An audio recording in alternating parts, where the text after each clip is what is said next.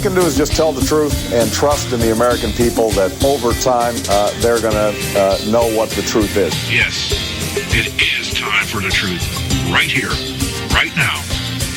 This is the Conservative Syndicate. Real conservative talk from real conservatives. With your host, John Matthews. The latter-day prophet. Baying against the hypocrisies of our time. And Joe Hakos. You want answers. I want the truth. You can't handle the truth. The Conservative Syndicate is comprised of some of the most informed pundits and activists available today. Together, we seek to tear down the imaginary wall of separation between church and state through education, information, and engagement on the religion of politics and the politics of religion. And now, your host on the globally syndicated Conservative Syndicate, John Matthews and Joe Hakos. And how are we doing out there all across this great land of ours and around the world? I am your host, John Matthews. You're listening to the Conservative Syndicate, real conservative talk from real conservatives. And we're glad to have you with us this fine, rather chilly Monday afternoon out here in California for this time of the year. Had some good rain over the weekend, and that always clears the air, clears the sky, and does even more to disprove the global theory, the global warming theory that so many leftists out here in California and across this nation believe in wholeheartedly. Just one of those false gospels out there, and that's what we do here at the Conservative Syndicate. We seek to debunk the false gospel of liberalism and progressivism, whatever it is you want to call it. We are here to tear it down. We like to refer to it as tearing down the imaginary wall of separation between church and state.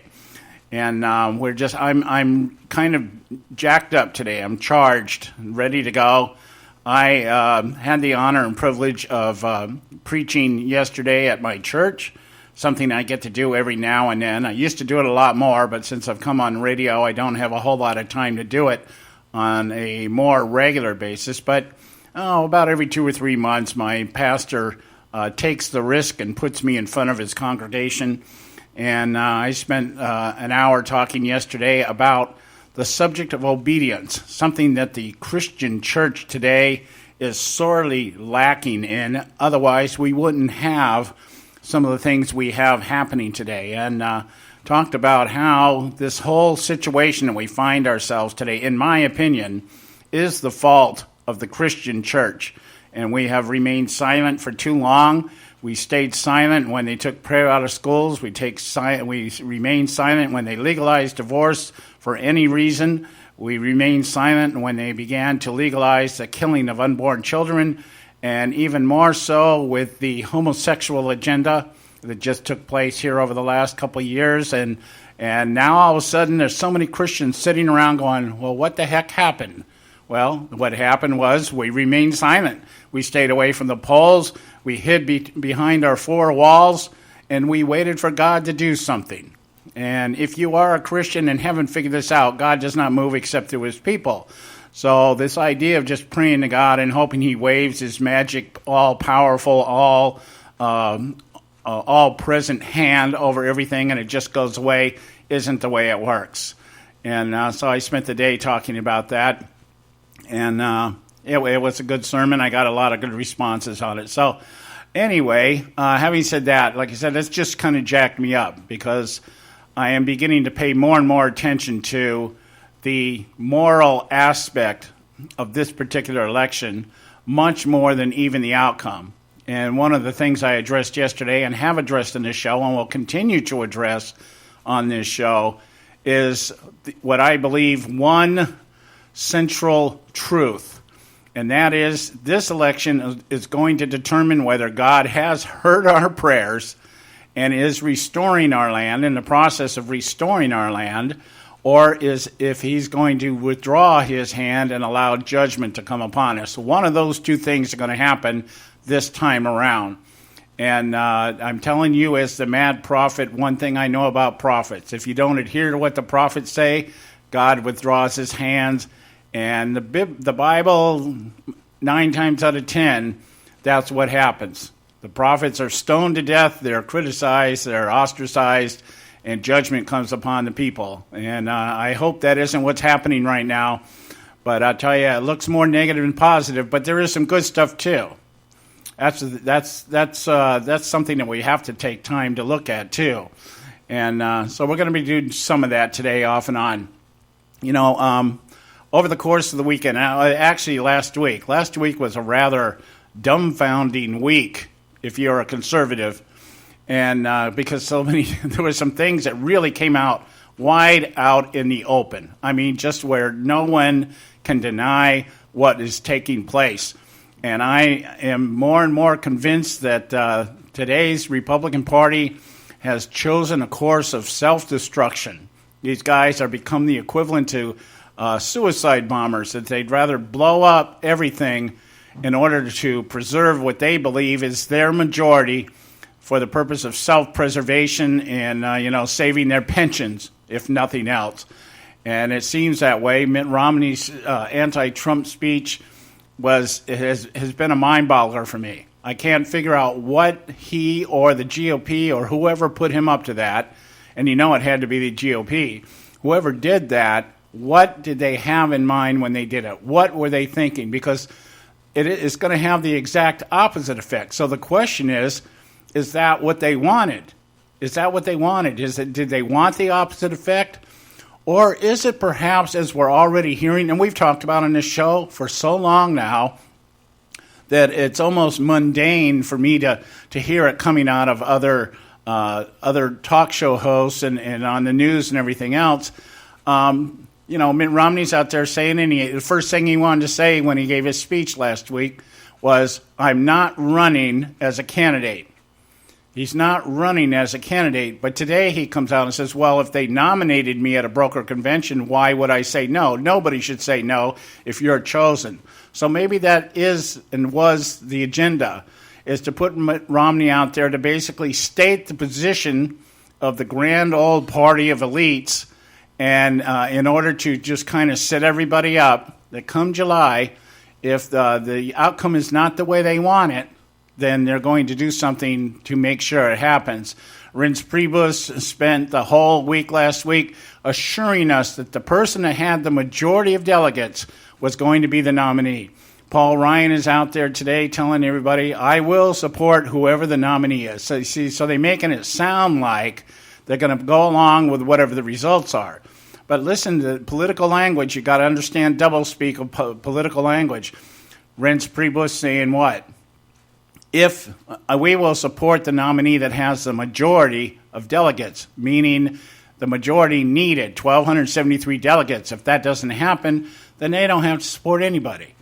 Paul Ryan, same thing. Well, we support whoever the nominee is. Of course, right now, we have no idea who the nominee is going to be.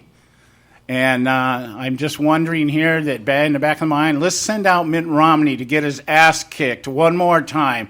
And this time, let's be really embarrassing about it by putting him up against the worst that the Democrat Party has to offer. The only people stupid enough or crooked enough, in the case of Sanders, stupid enough, in the case of crooked enough, Clinton, to run for the office of President of the United States of America from the Democrat perspective and try to carry on that quote-unquote Obama legacy. So we're going to talk about that today. I'm not going to talk much about the Democrat debate, but there is one item in there or one aspect of it I do want to talk about today. And we're going to talk about the similarities between Donald Trump and Bill Clinton. There's one for you that you probably haven't looked at. And, of course, Ted Cruz's wins over the weekend. Donald Trump won too, but Ted Cruz picked up more delegates than Donald Trump in the wins that he scored, and has now reduced Donald Trump's lead down a difference of 82 delegates right now as it stands right now. So we're going to talk about all that, and we'll be with Bob Cardoso, Robert Cardoso Live at the bottom of this hour. So right now we're going to take our first break of the day, and we'll come back and we'll get into today's festivities. Stay with us right here at the Conservative Syndicate. Don't go away.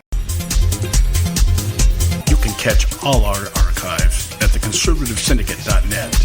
The Conservative Syndicate. Real conservative talk from real conservatives. When our water heater broke down last month, it was a nightmare. It took 5 hours for the plumber to show up, and he charged us a couple of $100 just to come out. Then it cost another $1,800 to put in the new water heater. By the time it was all said and done, I felt like I'd been taken. But what else could I do? The smartest thing you can do is get a home warranty from American Residential Warranty. Their home warranties pay to repair or replace all your major appliances when they break, and they will break, and at the worst possible time. Call American Residential Warranty right now for free information on home warranties starting at just pennies a day. Don't wait for your refrigerator to stop running or your ceiling fans to stop turning. Call American Residential Warranty right now. Ask how you can save up to 50% on washer and dryer coverage. Just call 1-800-790-5960. That's 1-800-790-5960. Again, 1-800-790-5960. Call now. Prices are for base buildings only. May not be available in some areas. Attention business owners, do you want a stimulus package that really works? Before you spend thousands of dollars more than you should on your next building project, listen to this. General Steel has a stimulus package designed to help you save as much as half the cost of conventional construction on your next building. As much as half. That's right. General Steel can save you thousands of dollars with a pre-engineered steel building designed for your business or church. How about a 50 by 100 foot building for under $30,000? So don't pay thousands more than you should without calling General Steel first and save as much as half the cost and time of conventional construction. With the projected demand for steel in Japan and China, prices may be skyrocketing. 877-927-3360. 877-927-3360. 877-927-3360. Limited time offer, 24-month commitment and credit qualification require cancellation fee, auto pay, and paperless billing, and other restrictions apply. If you can't see the difference, why pay the difference? Switch to Dish for the best deal in entertainment.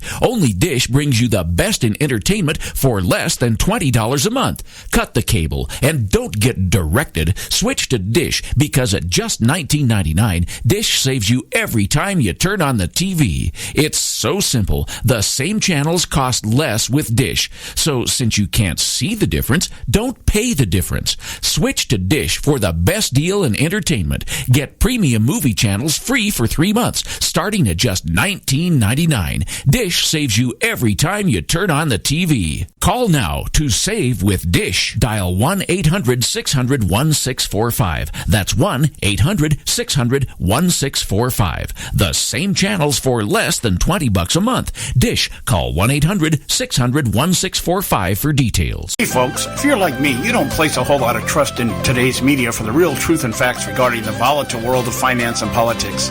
When I want the real scoop on money, I go to the most trusted source I know, my good friend and colleague, Bob Cardosa.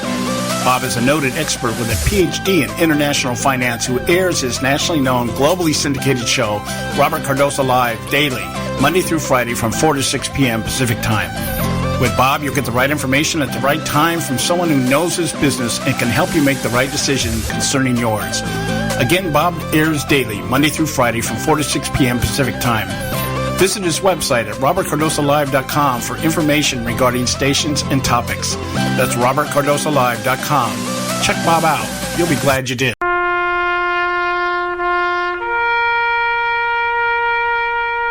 Read something recently worth thinking about. It's the soldier, not the campus organizer, who's given us freedom to demonstrate. It's the soldier, not the reporter, who's given us freedom of the press. It's the soldier, not the poet, who's given us freedom of speech. It's the soldier who serves under the flag, who defends the protesters' right to burn the flag. Isn't it time now to demonstrate that we support our troops? Were it not for the brave, there'd be no land of the free. Fred Thompson's message was brought to you by citizensunited.org.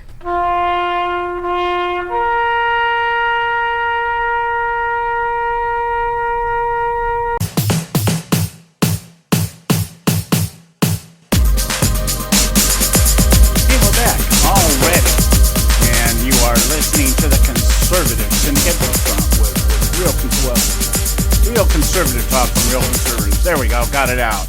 Just had a momentary Bushism lap there and lapse. So we're glad you took the time to join us tonight. Let me start out with the light stuff today first, and then we'll get into the heavier stuff that's going on right now. If you listened to the GOP debate last week, the one that took place last week, I believe it was, well, whatever day it was, last Thursday, okay? And if you were like me, I couldn't watch the whole thing. I had to go. I would flip back and forth. The back and forth stuff is just beginning to gnaw at me from everybody. There's nobody not guilty. And then Kasich, the guy that tries to play Wally or tries to play the Beeve up there on the stage, that even incenses me even more. What a gutless turd that guy is. But anyway, so I danced back and forth on that, and but one of the things I did notice, there was some cracks in the facade of Donald Trump. And one of the things that began to appear, two of the things that began to appear, is that this guy is not as squeaky clean as he tries to appear or try to paint himself in terms of being a non-politician and an outsider. That obviously is not the case. A man who has spent his whole life buying off politicians is as much a politician as the ones he is buying off. People don't believe that. People don't buy into it. They think just because he's some kind of businessman, great businessman, which, by the way, even that came into question, and I think justifiably so. Not everything Trump has touched has turned to gold, including the instance or the reference to the Trump University, which is what I want to talk about in just a moment. But here's what I'm getting at, is that this guy showed some cracks. He showed that he was vulnerable. And I truly believe that in a confrontation, if he stands up against Hillary Clinton, Bernie Sanders, or any other Democrat on the other side, especially if something happens and coming down the pipe is an indictment on Hillary Clinton, and we end up with somebody like Joe Biden stepping in to salvage the DNC, a Trump candidacy would be trouble, because Biden's got a lot of popularity just by his association of being a vice president. And he doesn't have all the scandal hanging over his head like Hillary Clinton.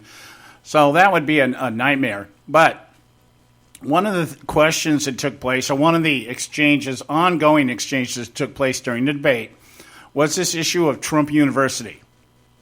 And Trump University apparently has had some real problems. It's been called a scam. It had a D business rating from the Better Business Bureau, and I can tell you that's pretty hard to get. It's not hard to get an A rating with the Business Bureau, because as long as nobody's complaining about you, they'll give you an A rating. That's how you get an A rating with the Better Business Bureau. You either pay for it, or over a course of time, you don't have any complaints. So they just say, okay, well, nobody's bitching about this company, so therefore, they must be a good company, that kind of thing. And what happened here was there was this big exchange between Rubio and Cruz and Trump about the case that is against the class action lawsuit against Trump University. And Trump kept trying to downplay it. It's going to get settled, that kind of thing. Of course, Trump also argued that the reason why this is ongoing is because Trump does not settle. He doesn't settle lawsuits. If people sue him, he goes to bat. He goes after them and, tries to whatever he tries to do. He maybe scare them away. You got to spend more money to litigate against me than I have an unlimited amount of money. I can litigate this thing all night long. Talking about the fact that any ruling on this case is going to take another 3 to 5 years, that kind of stuff. And but during that time, somewhere in the commercial breaks, and I'm not exactly sure, I'm speculating here, but one of the things that apparently happened, I was looking at the New York Times, and he wrote an article, Nick Corasaniti at the New York Times, wrote an article over the weekend about Trump breaking the campaign or breaking the ground rules of the debate by conferring with his campaign manager during commercial breaks. Apparently there's some rule that you cannot converse with your campaign people in between commercial breaks.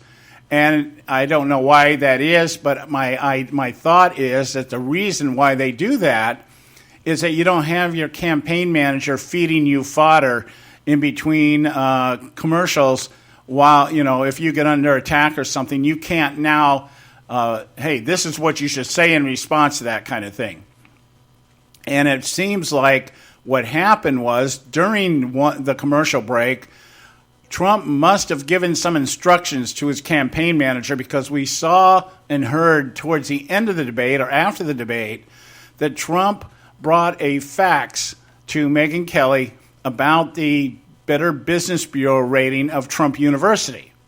And Trump was up there claiming that the university now has an A rating with the Better Business Bureau.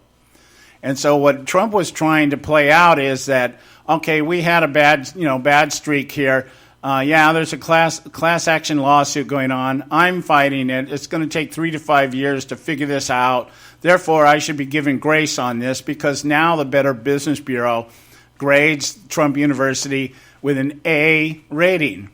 And what we found out after the debate was the reason that happened was because Trump, actually I think I found out during debate, I think it was Rubio who brought it up.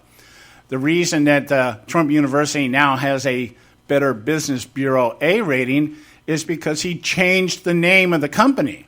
And as I just said, if you have no complaints registered against your company, the Better Business Bureau will assume that you're an A-rated company, that you're legitimate. So Trump did what a lot of people do, basically shut the doors and reopened it under another name. And now he's trying to lob that out there as, no, see, we've settled our problems. Of course, the lawsuit that's against the company, class action lawsuit, which means there's several people suing Trump University for not getting what they said they were going to get. And so Trump tried to play this off. See, this is one of the cracks in the facade. This feeds into the other things, the other failed businesses of Trump. Trump has been very successful in real estate, but he's been a dismal failure in almost everything else he's put his hands to.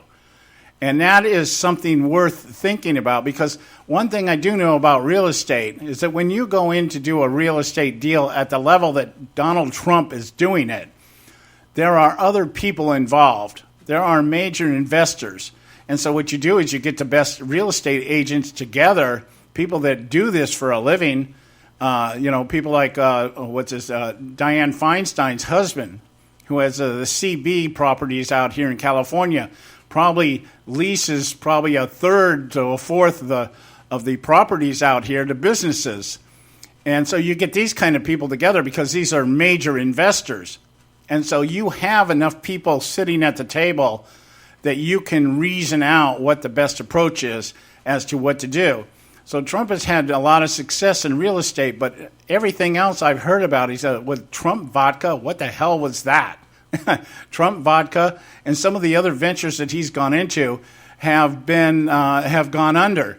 And this is what our people are saying, well, you've been bankrupt 4 or 5 times. And no, I haven't done that. I haven't been bankrupt. We've reorganized or something like that. It's the same as like what he did with Trump University.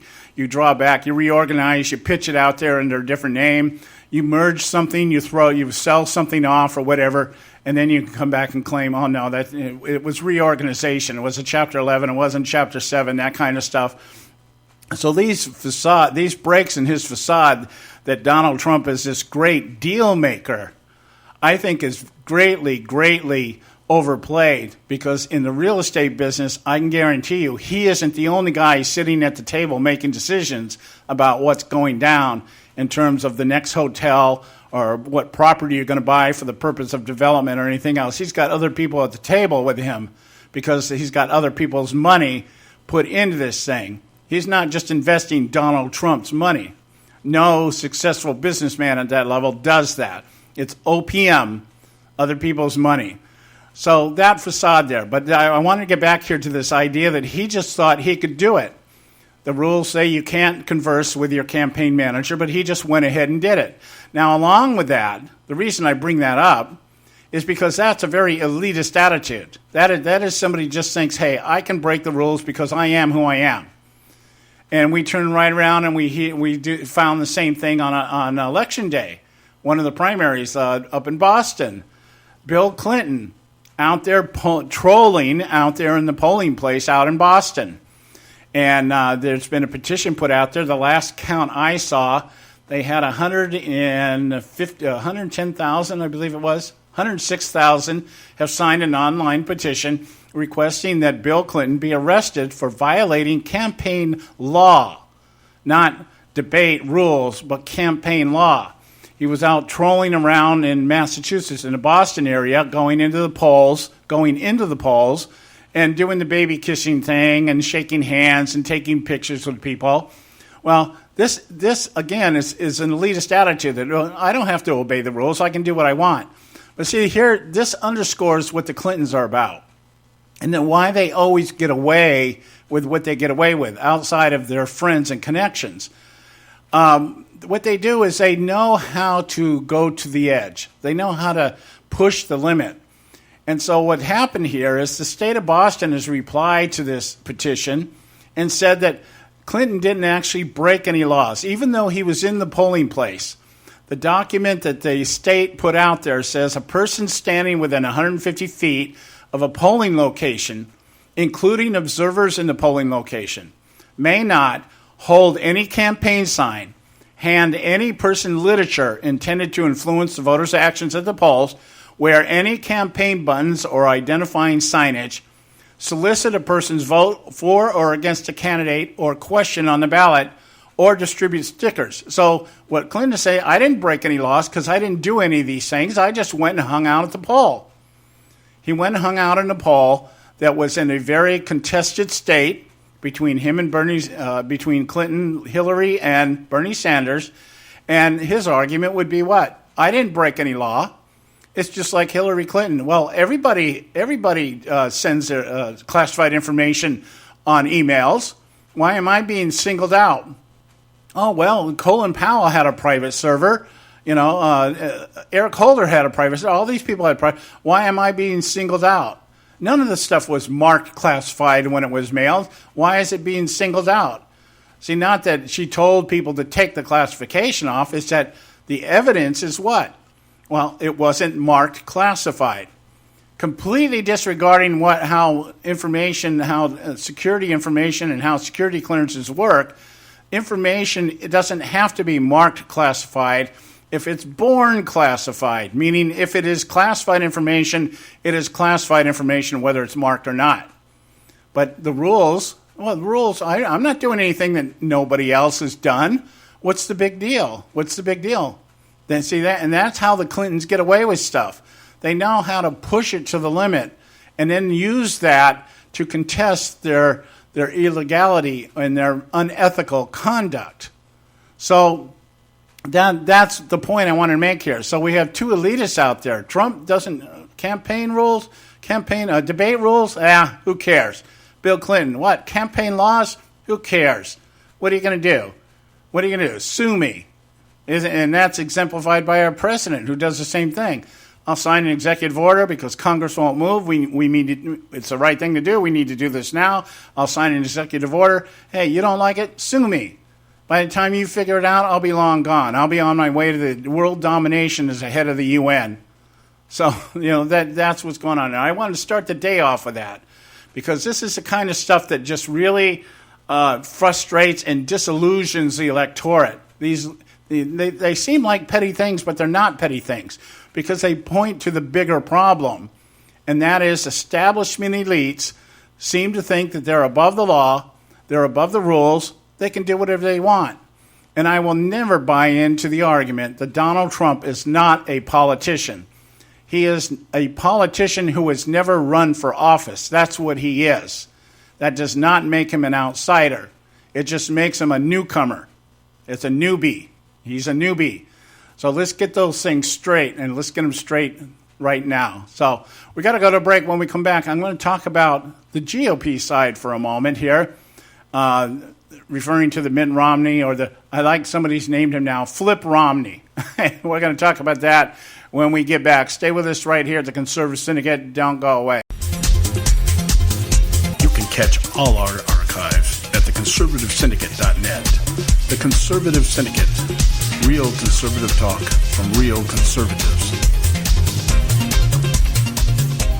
Limited time offer, 24-month commitment and credit qualification require. Cancellation fee, auto pay, and paperless billing and other restrictions apply. If you can't see the difference, why pay the difference? Switch to Dish for the best deal in entertainment. Only Dish brings you the best in entertainment for less than $20 a month. Cut the cable and don't get directed. Switch to Dish because at just $19.99, Dish saves you every time you turn on the TV. It's so simple. The same channels cost less with Dish. So since you can't see the difference, don't pay the difference. Switch to Dish for the best deal in entertainment. Get premium movie channels free for 3 months, starting at just $19.99. Dish saves you every time you turn on the TV. Call now to save with Dish. Dial 1-800-600-1645. That's 1-800-600-1645. The same channels for less than $20 a month. Dish. Call 1-800-600-1645 for details. Attention taxpayers! If you've received a notice from the IRS or state, do not ignore it. It's also a big mistake to try and handle your tax problem on your own. If you owe back taxes, it's a fact that the government has the power to take everything you own, including your home, business, wages, savings, and your freedom. But here's the good news. There's a special toll-free tax hotline set up especially for you. This tax hotline will tell you about new programs that are geared to help you dramatically settle, reduce, or eliminate what you owe. But you have to call now. Take down this number or put it in your cell phone. But call 866-761-0959. 1-866-761-0959. When you call, you get free information on how you can reduce or eliminate back taxes, including penalties and interest. You can also be helped if you have unfiled returns, a tax lien, wage garnishment, bank levy, or if you've been entered into a payment plan but can't make the payments. Don't make the big mistake in thinking you can ignore or handle your tax problem on your own. You can stop the collection process immediately. Call this special tax hotline today for free info at 1-866-761-0959. That's 1-866-761-0959. 1-866-761-0959. Term life insurance. It can be a powerful way to protect your assets and your family. You work hard to earn and save your money to build a nest egg for the future. Don't let it get wiped out because you didn't plan ahead. Take the time now and make a small investment in $500,000 or more in quality term life insurance. Call the Term Lifeline and let us shop the best companies to give you the lowest rates. We specialize in policies of $500,000 and above. Ask about some of our 10 and 20-year fixed-rate plans with guaranteed rates. Call the Term Lifeline right now for your free insurance quote. 800-870-3609. 800-870-3609. You owe it to yourself to protect your family and your assets. Make term life insurance part of that plan. Call the Term Lifeline right now. 800-870-3609. 800-870-3609. Folks, if you're like me, you don't place a whole lot of trust in today's media for the real truth and facts regarding the volatile world of finance and politics. When I want the real scoop on money, I go to the most trusted source I know, my good friend and colleague, Bob Cardoso. Bob is a noted expert with a PhD in international finance who airs his nationally known, globally syndicated show, Robert Cardoso Live, daily, Monday through Friday from 4 to 6 p.m. Pacific Time. With Bob, you'll get the right information at the right time from someone who knows his business and can help you make the right decision concerning yours. Again, Bob airs daily, Monday through Friday from 4 to 6 p.m. Pacific Time. Visit his website at robertcardosolive.com for information regarding stations and topics. That's robertcardosolive.com. Check Bob out. You'll be glad you did.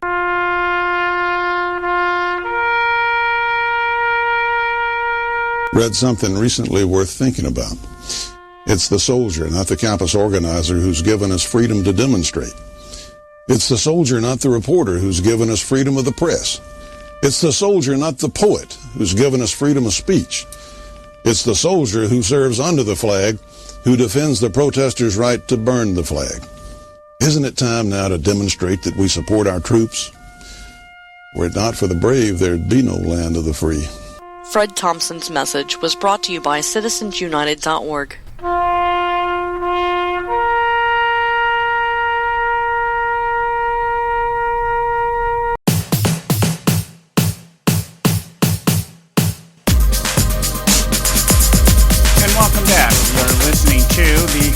Conservative Syndicate, real conservative talk from real conservatives I'm your host, John Matthews, and those of you who are checking up on our co-host, Joe Hakos, still out, probably another week or so. He has returned to work, so he has become capable of getting back to work, but he's still weak, so we're giving him as much time as he needs.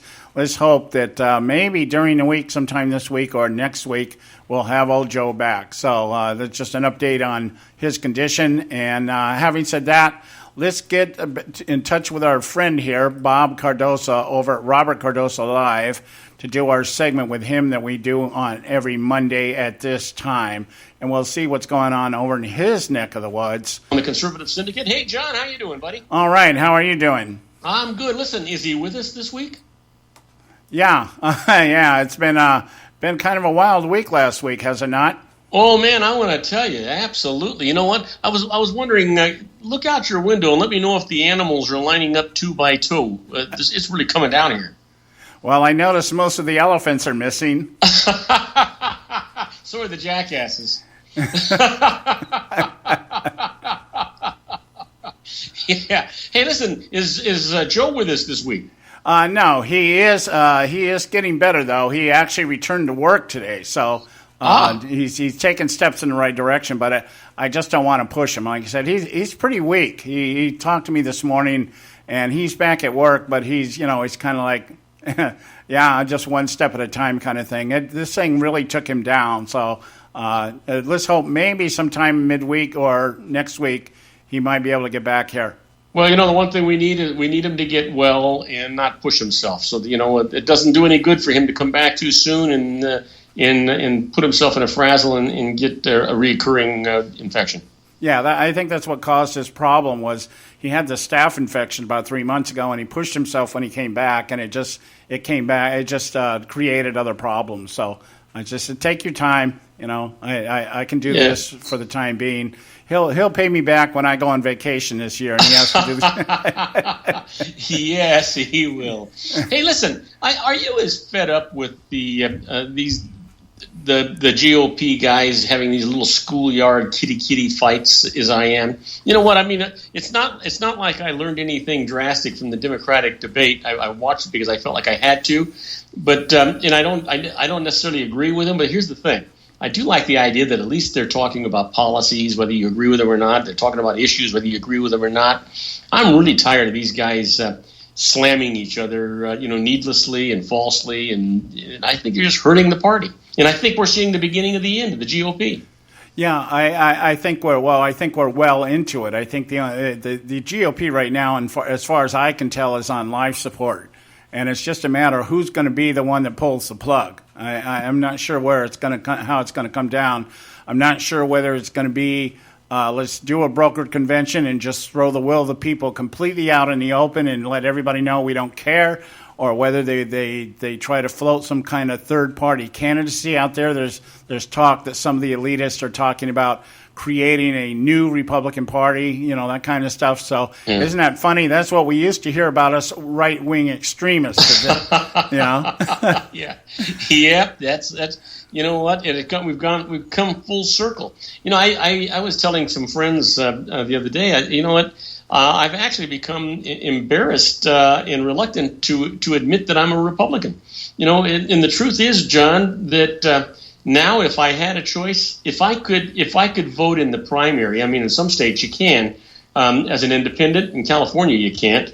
But if I could vote in the primary for whoever I wanted, I'd be an independent, I think. Well, last 2 years ago, I left the Republican Party, and I registered as an independent. And that was hard for me to do because I don't like independents for the most part any more than I like liberals. Because independents, in my opinion, are people that sit on the sidelines and watch everything happen and tell us how screwed up we are. Yeah. And, so that's kind of a very fickle group of people, but I couldn't see where else to go. But then last year... I've always looked at it, John, as, and maybe I've got a wrong impression. I've always looked at it, and I haven't looked at it that closely. I always thought that the reason that they were an independent party is that they were free to vote for whomever they chose. But that's really not the case. They run their own candidate that never has a chance to win. It just seems to me that what we need is a party, a different party, almost like they have in other states, where you have the ability to say, I want a full ballot, and I want to be able to vote for a Republican or a Democrat or an independent or a purple people leader. I want to be able to vote for whoever the heck I want to vote as an independent voter. Yeah, well, that's true. I mean, that is the logic that everybody uses and why people register as independents, or at least that's their argument. But it's I not just fact, find is in it? most of my discussions with independents, what it gives them the license to do is to vote one way or the other and then blame the other side when they lose. You know, but they can't vote in a primary. They have to wait for the general, right? yeah, I mean, you know, when Obama's in office, everybody's talking about, you know, how bad Obama is. And when Bush was in office, everybody's talking about how bad Bush is. And the independents are the ones that sit there and say, yeah, see, we told you these guys are idiots. I call them, you know, they're like Monday morning quarterbacks. That's really what they are. So, well, I just think that it's wrong that such a large segment of our population doesn't have the ability to pick who is going to run in the general from all the different parties. You know what I mean? Yeah. The fact that I would like to be an independent, it doesn't mean that I would. Let me put it another way. My grandparents and my parents were diehard Democrats. I mean, you know what? You could be a serial killer, but if you were a Democrat, you got their vote. They went right down the line, right? When my mom found out that I voted for Richard Nixon for president, she didn't talk to me for 3 weeks. Oh, yeah. Well, my mom still hasn't talked to me. And, you know, my family was the same way. My family deified the Kennedys. You know, John Kennedy Jr. was the resurrection of Jesus Christ in our family. And, so that was a big deal. When I was the first, and I think up to this date, the only conservative in my family. And a lot of it just to do, my brothers and sisters, just basically out of ignorance, just stay, you know, what the family is. It's like being Catholic. Oh, I was born Catholic, I guess I'm Catholic. But I was the first one to break away from that mold. My father later came around. My father later turned into a Republican and was a pretty staunch supporter of Ronald Reagan. So that was, that was because of me. We used to sit in a room and argue for hours about it. But what I would say is that what I did last year was I registered in the Conservative Party USA. There's actually a bona fide conservative party that's out there. And so I signed up with them, and I've been very pleased with what these people are doing in terms of getting the word out and working towards getting a solid conservative candidate right now. The fact that they endorsed Ted Cruz is also a big point for me.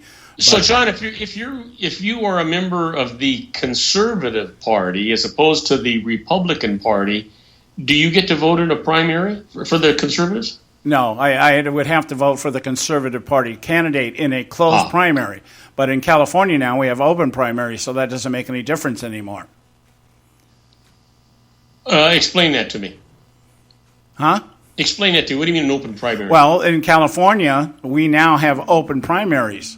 So it's not a matter of voting for a Republican or a conservative or a Democrat.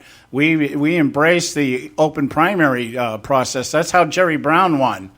So then all of the candidates, Republican, Democrat, Conservative, Independent, they're all listed on the primary ballot?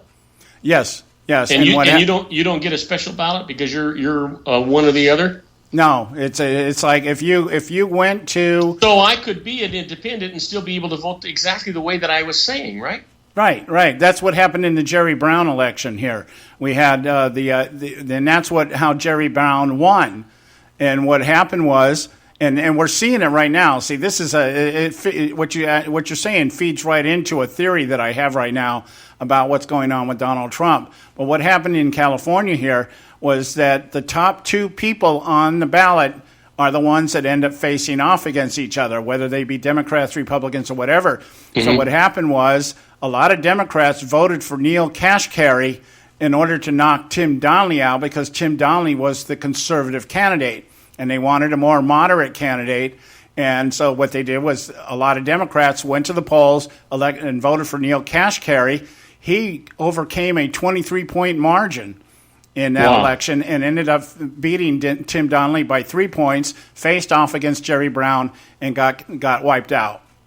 Well, you know what? We've got to take a break, and I know that you do too. When we come back, let's talk about that theory you have about Donald Trump in the primary. We'll be right back with John Matthews after these brief messages. Okay, guys, we'll be right back. Stay with us right here at the Conservative Syndicate. You can catch all our archives at theconservativesyndicate.net. The Conservative Syndicate. Real conservative talk from real conservatives. Term life insurance. It can be a powerful way to protect your assets and your family. You work hard to earn and save your money to build a nest egg for the future. Don't let it get wiped out because you didn't plan ahead. Take the time now and make a small investment in $500,000 or more in quality term life insurance. Call the Term Lifeline and let us shop the best companies to give you the lowest rates. We specialize in policies of $500,000 and above. Ask about some of our 10 and 20-year fixed rate plans with guaranteed rates. Call the Term Lifeline right now for your free insurance quote. 800-870-3609. 800-870-3609. You owe it to yourself to protect your family and your assets. Make term life insurance part of that plan. Call the Term Lifeline right now. 800-870-3609. 800-870-3609. Hey folks, if you're like me, you don't place a whole lot of trust in today's media for the real truth and facts regarding the volatile world of finance and politics. When I want the real scoop on money, I go to the most trusted source I know, my good friend and colleague, Bob Cardoso. Bob is a noted expert with a PhD in international finance who airs his nationally known, globally syndicated show, Robert Cardoso Live, daily, Monday through Friday from 4 to 6 p.m. Pacific Time.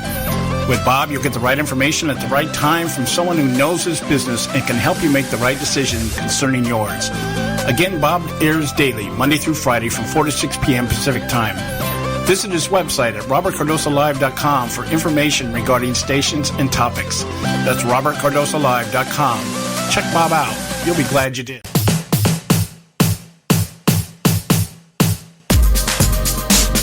And we're back, and you're listening to the Conservative Syndicate, real conservative talk from real conservatives. I'm your host, John Matthews, and we're going to get right back here with Bob Cardoso over at Robert Cardoso Live, finish up our segment with him today, and we're going to get back into the topic that he had set before us before we went to break. Back with John Matthews in the Conservative Syndicate Corner. Hey, John, I'm glad to have you back. The timing was perfect.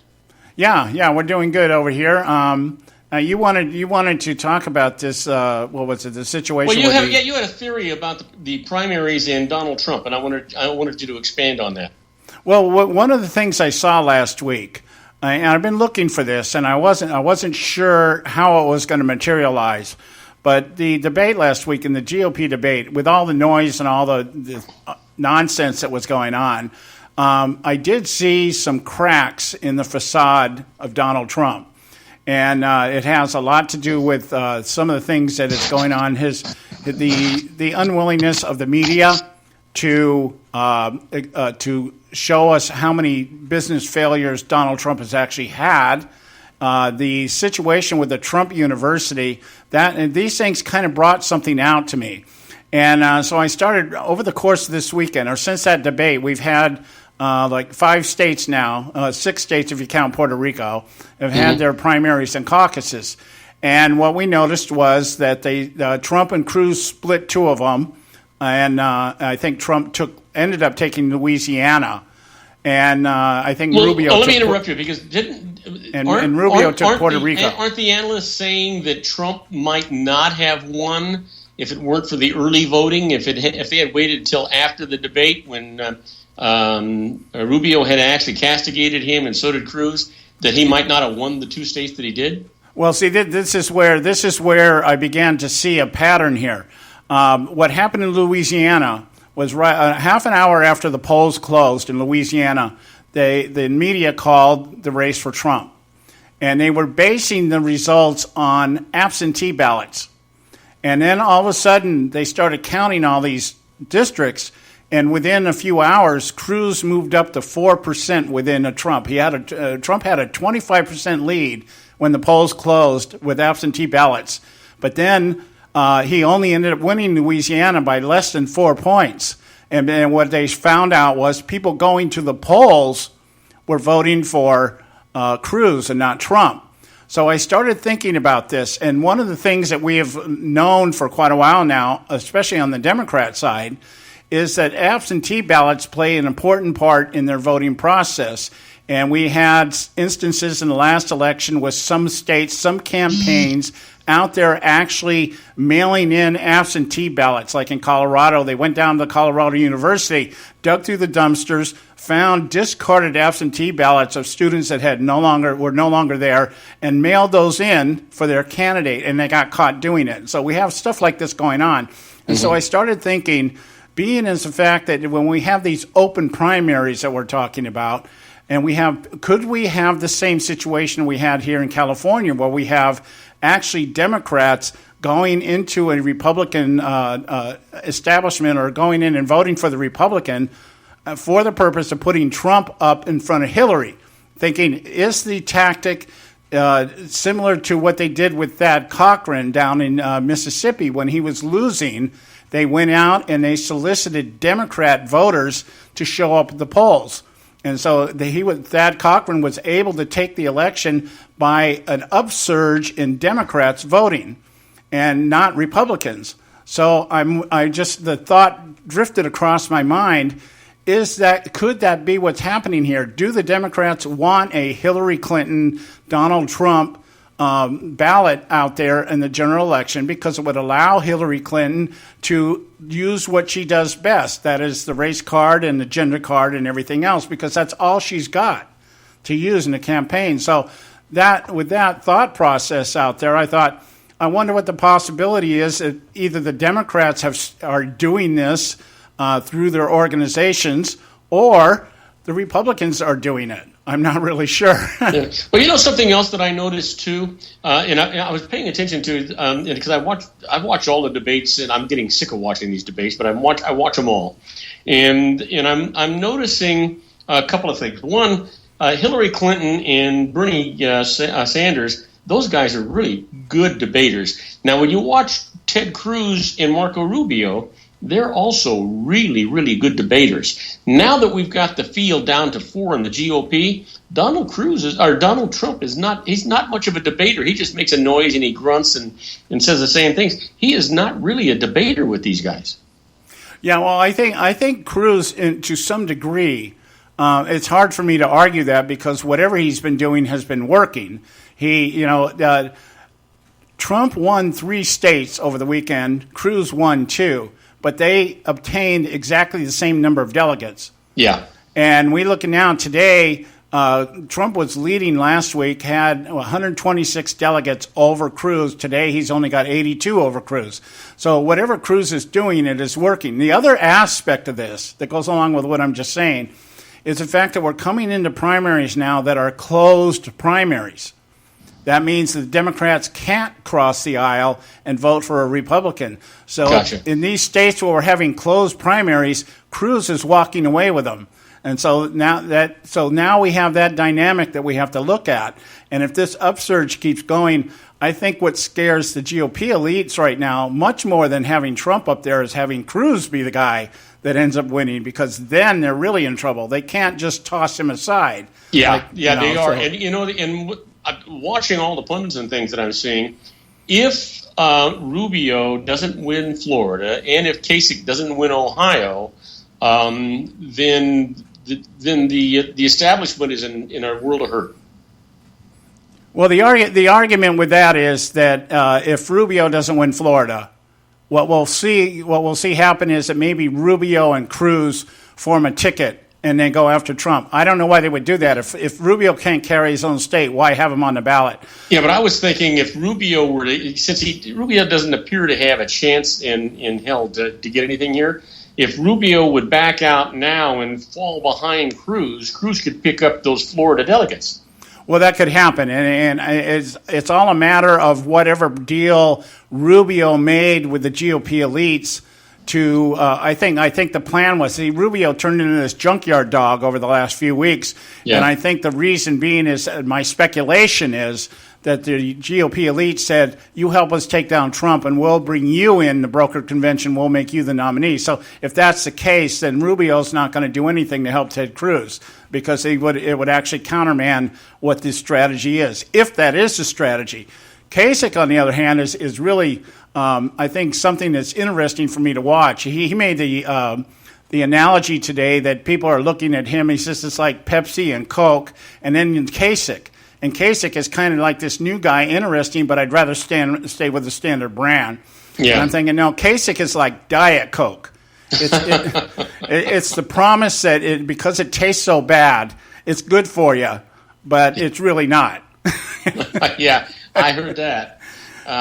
Hey, listen, my friend. Let's see. We got about a minute and a half to go. What do you want to hammer home for a minute and a half? Okay. Well, just first of all, just have your people come to our website, theconservativesyndicate.net. Check us out. You can hear our archives. I know you guys all listen to Bob during the day, and you can listen to us later on. And just come to our website, theconservativesyndicate.net, and just really pay attention here what's happening during the course of this week. We've got another primary, I believe, coming up, I think a couple states tomorrow, but then March 15th, the big one. This is winner take all. In these states. And so what happens, and most of them are closed primaries. So we may see a real change in the dynamic here. And I'm just waiting to see a Trump meltdown. That's where I'm at right now. Yeah. You know what? I'll tell you what, if nothing else, this is an exciting thing to watch. Other than I'm disappointed at the infancy of what I see on stage for the GOP, the way they're doing it. But I guess I understand why they're doing it the way they're doing it. They're trying to ruffle Trump's feathers so that he implodes. But I don't know that that's going to happen. I think they got to do it. They got to do it at the ballot box. Well, the exciting thing is that we are having record turnouts for the Republican Party, and that's exciting. So, and the alternate is true for the Democrats. They're not going to the polls. Yeah, so that in and of itself, I think, is worth all the noise. If we're having double the number of people, Republicans, showing up at the polls this year, and half the people showing up for the Democrats, so it's going to be real interesting when we get down to June and July. Yep. All right, buddy. Hey, listen, I'll talk to you on Friday. Have a great week, and if you talk to Joe, please tell him we're asking for him. Okay, you too. Have a good one. All right, buddy. Okay, folks, it's top of the hour here. Time for the Edwards Notebook. Well, we got a couple minutes here before we go to our top of the hour segment here, and I just want to recap this for you. This idea, I'm not sure, and I can't say for sure that it's actually happening. It could be that what is being said is the truth. That there are a lot of people that are what's the word I'm talking about? They're defecting from the Democrat Party and coming over and voting for Trump because they're as tired of the elites on their side as we are on ours. We have this element of populism just taking over this entire election cycle where people are transcending their ideology, their theology, their culture, and coming over and just saying enough is enough. And I think that is good. I think on the left, we are seeing the same type of upstarts in the sense of those that want Bernie Sanders. Yeah, let's go with the entire total socialist program. And on the right, we see, or in the middle, we see the desire perhaps to even kill themselves off, to commit suicide, political suicide, in hopes of preserving their majorities in the Senate and the House at the expense of American people, because the Republican Party today does not want to govern. So these two things are going on, and anything is possible in politics. They got things down to such an art and science right now. They've got their polls, they've got their projections, they've got their models. Anything could be happening. It would not surprise me somewhere down the line here to find out that we have a lot of people coming over and voting in Republican primaries for the purpose of putting Trump up on that platform to face off against Hillary, should she not get indicted and get taken out of the race that way. And even if she does get indicted, you put somebody like a Joe Biden up there, Donald Trump is toast. in a general election. So we got to go to our top of our hour break here. Time for the Edwards Notebook, pay some bills, and we'll be back next hour. We got more for you. Stay with us. For a man who hasn't paid his taxes, Al Windbag Sharpin sure makes a lot of stupid noise. Hello, I'm Ron Edwards. On today's page from the Edwards Notebook, most people who owe at least $5 million in back taxes try to keep a low profile. But thanks to his buddies in government, including the White House occupier, Al Windbag Sharpin is emboldened to loudly spout off some of the dumbest comments in American history. The Reverend Al Sharpin equates the intelligent idea of Congress leaving the decision to vote yea or nay on President Obama's possible choice for the Supreme Court for the next administration with profiling of Obama. Sharpton explained that he sees the racial angle to the debate over the late Supreme Court Justice Antonin Scalia's replacement. What the Reverend Al Sharpton fails to acknowledge is that President Obama has not made one single significant decision that benefits the United States. In fact, the Obama presidency has so damaged America's reputation around the world that our one-time allies no longer view our republic as a leader, powerful or dependable. Yet, our enemies like Iran can depend on this administration bending over to please them. The good news is Reverend Al Sharpton said that he will leave the U.S. if Donald Trump is elected president. Oh, and he can take the suddenly outspoken Mitt Romney with him. Bye now. I'm Ron Edwards.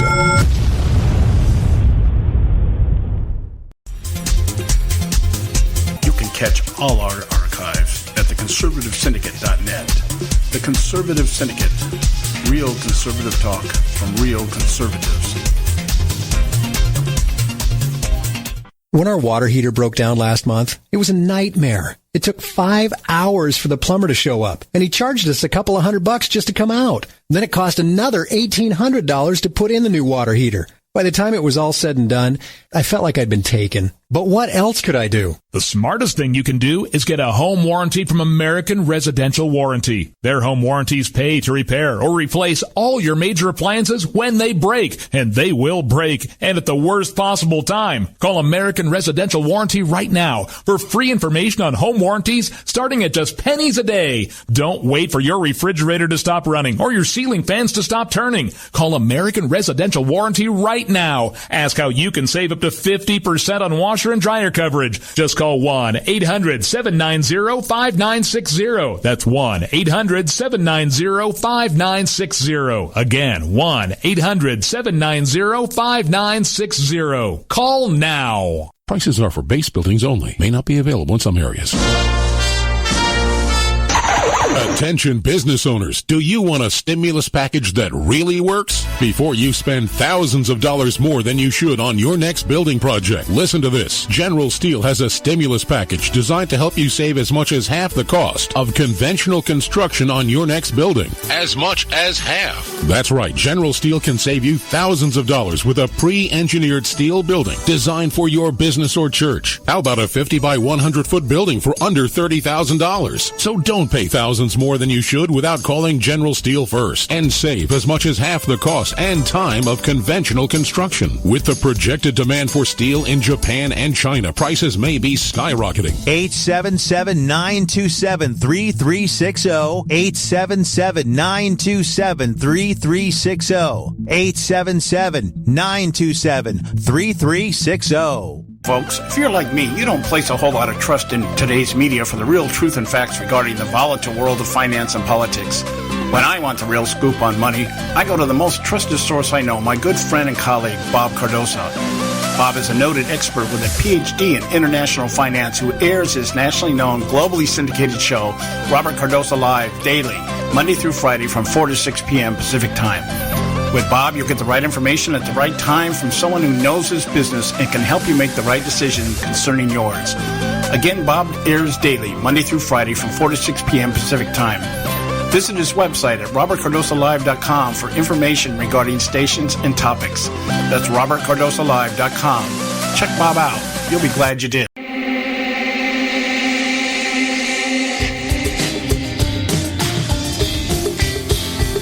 Hey, all you can do is just tell the truth and trust in the American people that over time they're going to know what the truth is. Yes, it is time for the truth. Right here, right now. This is the Conservative Syndicate. Real conservative talk from real conservatives. With your host, John Matthews. The latter-day prophet. Vying against the hypocrisies of our time. And Joe Akos. You want answers. I want the truth. You can't handle the truth. The Conservative Syndicate is comprised of some of the most informed pundits and activists available today.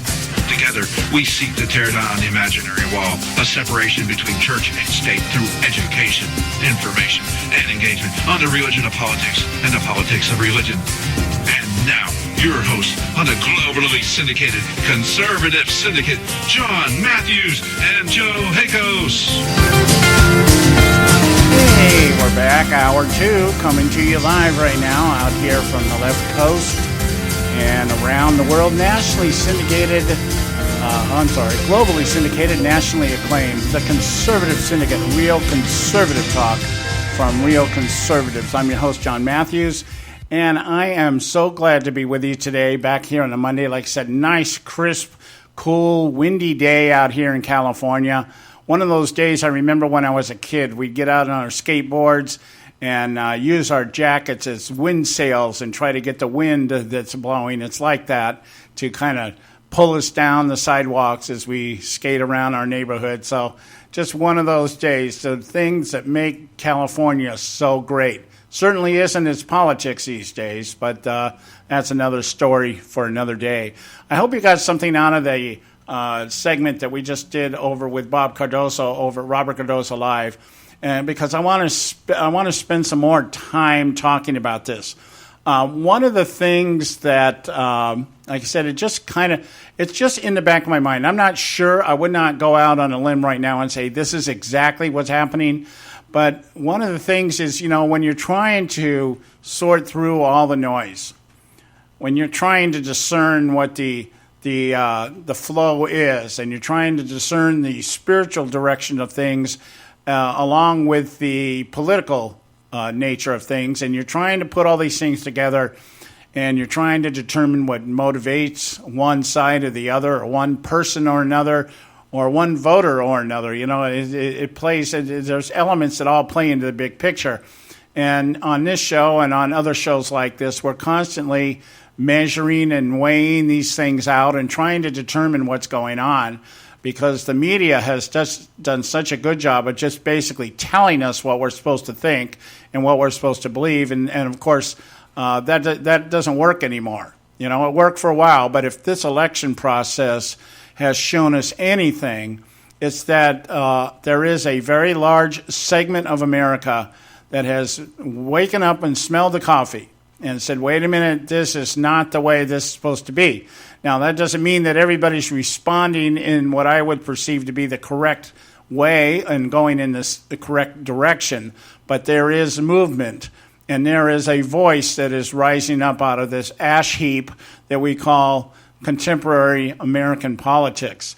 And it's all speculation at this point, but I just can't help thinking in the back of my mind here somewhere that one of the things we've done in the show, talking about open primaries and how detrimental they are to the election process, we experienced that firsthand out here in California with the cross-voting that was able to knock out a candidate for governor out here in California, Tim Donnelly, who worked his butt off for the better part of 2 years, going door to door and canvassing precincts and building his platform and what people wanted. Now, Tim was a very extremely conservative candidate, and even with some of the things that were being floated out there against him, he carried a weapon.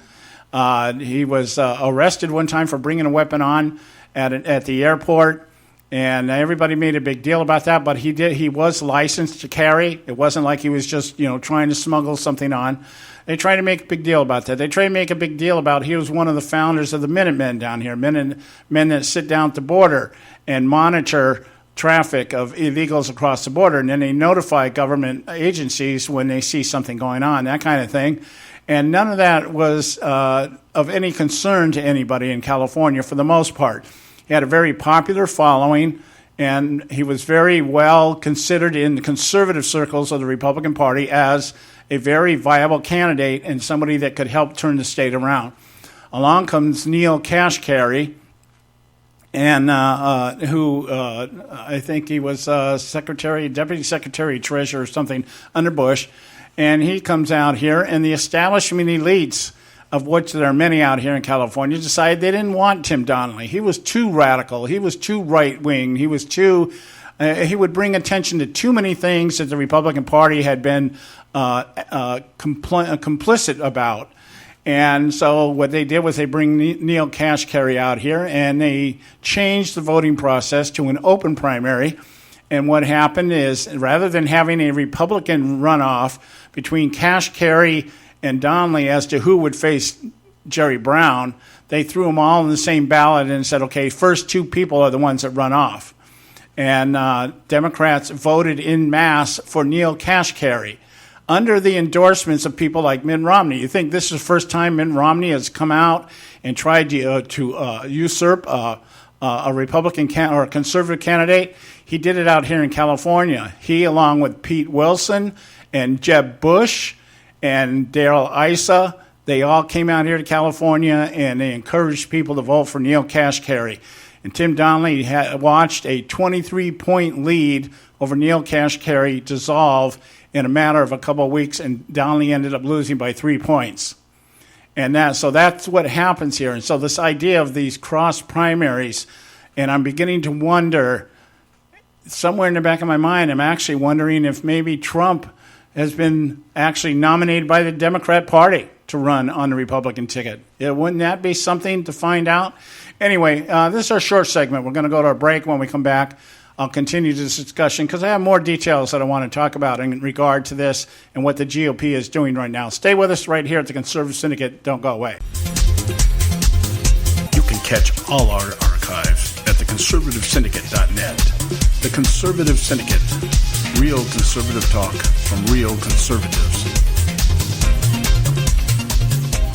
Limited time offer, 24-month commitment and credit qualification require cancellation fee, auto pay, and paperless billing and other restrictions apply. If you can't see the difference, why pay the difference? Switch to Dish for the best deal in entertainment. Only Dish brings you the best in entertainment for less than $20 a month. Cut the cable and don't get directed. Switch to Dish because at just $19.99, Dish saves you every time you turn on the TV. It's so simple. The same channels cost less with Dish. So since you can't see the difference, don't pay the difference. Switch to Dish for the best deal in entertainment. Get premium movie channels free for 3 months, starting at just $19.99. Dish saves you every time you turn on the TV. Call now to save with Dish. Dial 1-800-600-1645. That's 1-800-600-1645. The same channels for less than $20 a month. Dish. Call 1-800-600-1645 for details. Attention taxpayers! If you've received a notice from the IRS or state, do not ignore it. It's also a big mistake to try and handle your tax problem on your own. If you owe back taxes, it's a fact that the government has the power to take everything you own, including your home, business, wages, savings, and your freedom. But here's the good news. There's a special toll-free tax hotline set up especially for you. This tax hotline will tell you about new programs that are geared to help you dramatically settle, reduce, or eliminate what you owe. But you have to call now. Take down this number or put it in your cell phone. But call 866-761-0959. 1-866-761-0959. When you call, you get free information on how you can reduce or eliminate back taxes, including penalties and interest. You can also be helped if you have unfiled returns, a tax lien, wage garnishment, bank levy, or if you've been entered into a payment plan but can't make the payments. Don't make the big mistake in thinking you can ignore or handle your tax problem on your own. You can stop the collection process immediately. Call this special tax hotline today for free info at 1-866-761-0959. That's 1-866-761-0959. 1-866-761-0959. Term life insurance.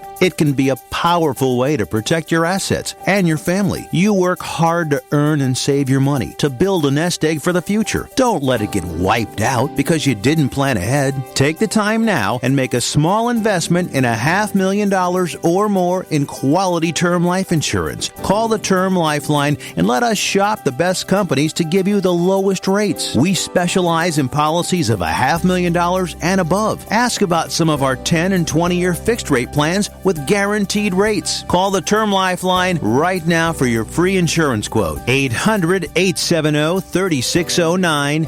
800-870-3609. You owe it to yourself to protect your family and your assets. Make term life insurance part of that plan. Call the Term Lifeline right now. 800-870-3609. 800-870-3609.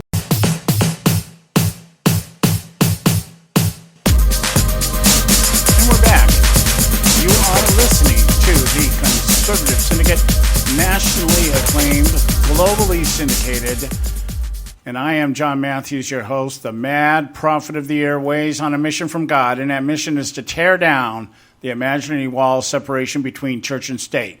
Now, let's get back to my theory here that's in the making here. What you're hearing right now is you're actually, believe it or not, you're hearing my brain process as I'm talking here. This is one of the you're actually hearing me verbalize the way that I think, because I haven't really come to a conclusion or a theory or anything else at this point.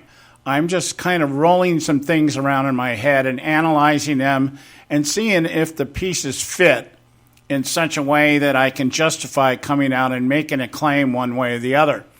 And that is just how this concept of an open primary is working in Trump's favor and has worked in the past for establishment types. Now, you would think, well, what's the conflict there? If the Republican elites don't want Donald Trump, why would an open primary work to their advantage? Well, we only have to remember Thad Cochran down in Mississippi, what he did. And that is he went out and solicited Democrat voters to come against his candidate. I forget who he was he ran against. I was thinking Matt Bevin, but I know he was in Kentucky. But there was another guy down there, and McDaniels, that's it. McDaniels, I think the guy's name was. And he had been leading Thad Cochran in all the polls up to Election Day. And Thad Cochran went out and Chris McDaniels, that was the name. And Thad Cochran went out and solicited the votes. Democrats didn't bother voting in the Democrat race because that was already already determined. So they crossed over and voted in the primary Republican election and put Thad Cochran out there, who was one of the establishment elites, one of the top 10 out there. So they did that because... Why would they do that? Well, because the Republican elites don't care about being pigeonholed.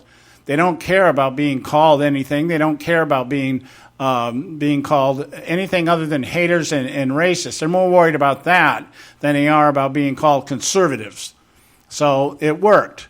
And I just explained to you before the break how it worked out here in California to bring Jerry Brown into yet another term as governor out here. And so in the back of my mind, I just want to, in the very beginning, I think people were floating this out there. Trump was just a Democrat plant. Now, I'm not going to, at this point, say that Trump is in collusion with the Democrat Party. I think what may be happening is Trump understands the dynamics of politics enough because he's played the game long enough. I said at the beginning of the show, this idea or this belief that Donald Trump is not a politician is a bunch of bunk. He is a politician who has never run for office up until this point in time. And he is running for office now. And so now that he's running for office, we can officially call him a politician. But he's been a politician most of his life, by his own admission, buying politicians whenever he needed something. It doesn't matter what ideology they embraced. I've got friends that are Democrats, I got friends that are independents, I got friends that are Republicans, I got friends that are conservatives. Whatever they needed, I give them money and they would come beckoning. That kind of thing. So I'm not beyond suspicion that something is playing out here because Cruz is picking up very well, and he's doing very well in closed primaries. And we noticed, as I said, over the weekend, Louisiana, half hour after the polls closed, had called Trump the winner because he had a 25% lead counting absentee ballots. But people actually showing up at the polls reduced that lead down to 4 points. And in the end, Cruz and Trump both ended up with 18 delegates or 16 delegates. They ended up with an equal share, even though Trump won by 4 points.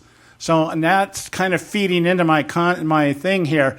Whether Trump knows about it or is a willing participant in it, or whether the Democrats are actually doing it, knowing that, hey, if we can help Trump get up here in front of Hillary Clinton and barring any indictment, Hillary stands a good chance of being able to use the gender card and the race card, because Hillary is relying almost solely on the minority communities to show up and vote. The minorities, the homosexuals, and the feminists, because their numbers are down. Their voting numbers are down. Bernie Sanders is getting the college crowd. But as I said, the college crowd isn't showing up to vote in the same numbers that the others are showing up to vote. And I said this is the problem Sanders is going to have. College kids have other things on their mind than who's going to be the next president of the United States. And even if they do care about who's going to be president of the United States, getting them out in numbers that will really affect the outcome is a very, very large task. And, you know, kids have a tendency to think maybe like a lot of voters do. And one of the things that we have coming up here that we're going to have to deal with is that if voters think, we got 3-1 showing up, Republicans to Democrats in elections, it doesn't matter if I show up or not. See, college kids are kind of like that, I believe, is what it is. Well, everybody else, I want Bernie Sanders, and I'd rather vote, but everybody, certainly Sanders is going to win because all my buddies and all my friends here are voting for him, so I don't have to show up, and then nobody ends up showing up. I don't know if that's true, but it is a dynamic that we have to deal with in the political elections. But looking at this scenario and just entertaining it, playing the devil's advocate, if you want to say, and seeing, what could be going on here behind the scenes, especially given the fact that the Republican Party seems willing to give up the White House if it preserves their majorities in Congress, it kind of makes me wonder what dynamic is out there that we have not been made aware of or have not seen that might be surfacing here at this juncture, either through carelessness or the GOP elitists thinking once again that they can just marginalize us voters because we're dumb and stupid anyway, and we don't know how to vote. Obviously, if you support Trump, you don't know how to vote. That's the claim out there. I would not necessarily disagree or argue with that claim, but the point being is that people are showing up in large numbers. The numbers have flipped from 2008 when Barack Obama came into office, and we only had about 4 million people show up on an average on some of these primaries, and the popular vote, Mitt Romney lost by about 3 to 4 million, and that was enough to determine the electoral count in the favor of Barack Obama. Barack Obama didn't win a lot of by a large popular margin. He won by electoral margins. And so all these dynamics you kind of have to look at, and you got to try to keep them in perspective of what's going on here. But we also had last week the CPAC, and that's why I'm saying all that to get to this point. It seems like the GOP right now is really more concerned with stopping Trump than they are with supporting any candidate. See, rather than picking somebody and saying, let's get our forces behind them. Certainly Jeb Bush was the first and foremost. But if you really pay attention here, you should remember, or you should be able to understand that the GOP establishment has not really endorsed anybody during this primary season. They've kind of sat in the background. You haven't had the party come out as a whole. You didn't have John Boehner come out. You didn't have Paul Ryan right now won't endorse a candidate. He'll say, I'll support whoever the nominee is. Mitch McConnell has not endorsed anybody. So there has been no really unified movement to get behind any candidate one way or the other. Whereas when George W. Bush was a nominee and a candidate, the entire Republican Party was behind him. We're not seeing that in this election process, which tells me that the concern of Congress is more about self-preservation than it is about the White House. You'll remember me mentioning on this show before, Karl Rove, when he was asked on one of the Fox network channels or shows, I forget which one it was, who they were going to support for president. He said, we're not supporting anybody for president. They're putting their money into the Senate races. So that right there signals something to us, that the GOP elitists are more worried about their elitism than they are about, and by doing that, protect that elitist, what do you want to say, that elitist brand, they have to stand against Trump because Trump would be a threat to that should he win the White House. I guess my guess is that Trump would start calling in his bets. He'd start calling in the debts that he has with all these people that he supposedly has made deals with over the years.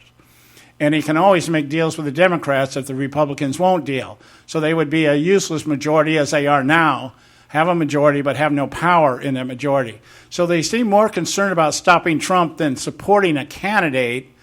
And they certainly don't seem to be paying any attention to what this is going to mean in terms of having to face the Democrat candidate, whoever that ends up being.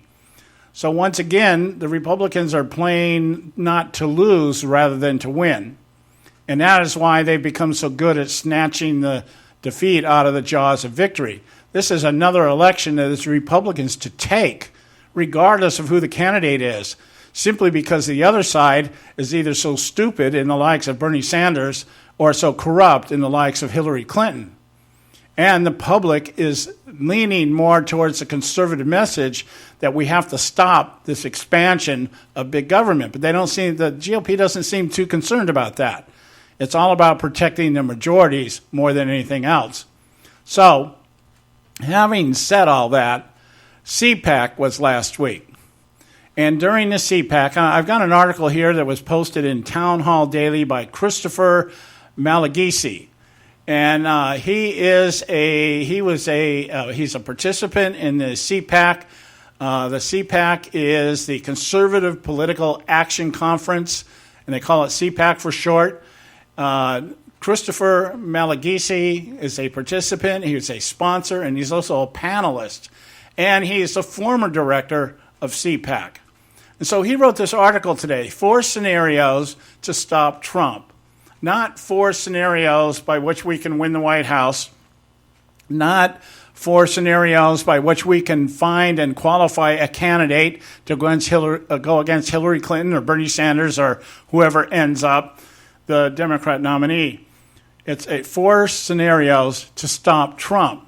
Now, Mr. Malagisi goes on to say that these 4 strategies is what he picked up during CPAC. These are things that he, I guess, is talking with people and strategies that people out there, because, of course, the conservatives of the Republican Party, the diehards like myself, we don't want Donald Trump. We think that Donald Trump is just going to be another extension, just a different version of Barack Obama. And we believe that because the elements are there, the same type of personality, the governing by decree, I am who I am, and you listen to what I say or you're fired, that kind of thing.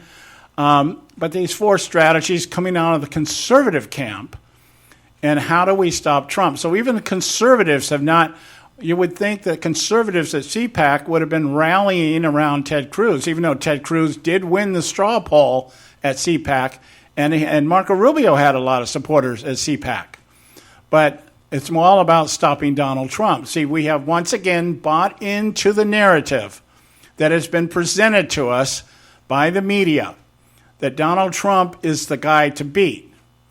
Now, for all intents and purposes, he is, but he's not unbeatable. And that's what the media is trying to tell us. We might as well just accept the fact that it's going to be Donald Trump. Ted Cruz is proving that wrong, that Donald Trump can be beatable and actually is much more vulnerable than a lot of people seem to think that he is.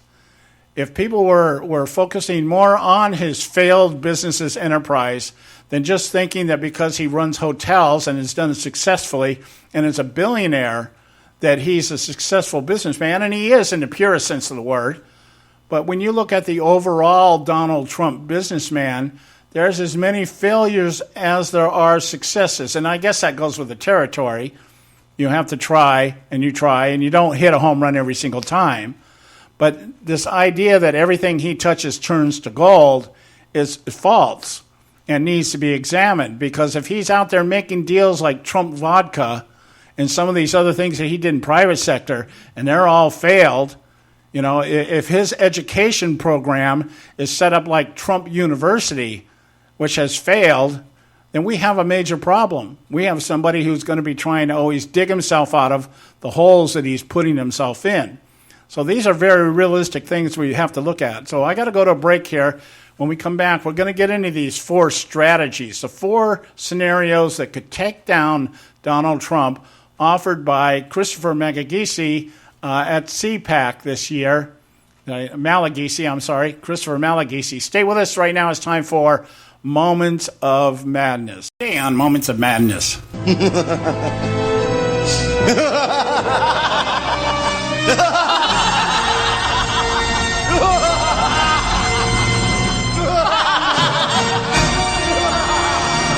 As the Trump campaign continues to wreak havoc, like a disgruntled elephant escaping the circus from its cruel ringmaster during the main event, the astonishment on display of the now decades-old GOP establishment, yes, it has been around that long, reminds me of Mel Brooks' 2005 film, The Producers.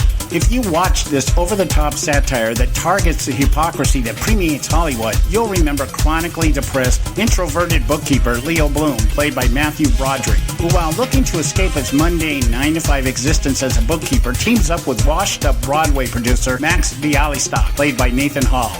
After determining during an audit of Bialystock's books the IRS seldom audit failed productions, the two set out to produce the worst play they can find in hope of embezzling the capital raised free from any lawful oversight. They choose a play entitled Springtime for Hitler, written by Nazi sympathizer Franz Liebken, played by Will Ferrell, who they also cast in the leading role of Hitler. Cross-dressing homosexual actor-director Roger Debris, played by Gary Beach, is enlisted to direct and also ends up playing Hitler due to Franz breaking his leg on opening night. The humorous irony occurs when the play becomes an overnight sensation, placing Bialystock and Bloom in the crosshairs of not only investors but the law. In the same manner, Trump has rocked the foundation of the GOP establishment elite, directing his own rendition of Springtime for Hitler by repackaging Obama's hope and change as Make America Great Again.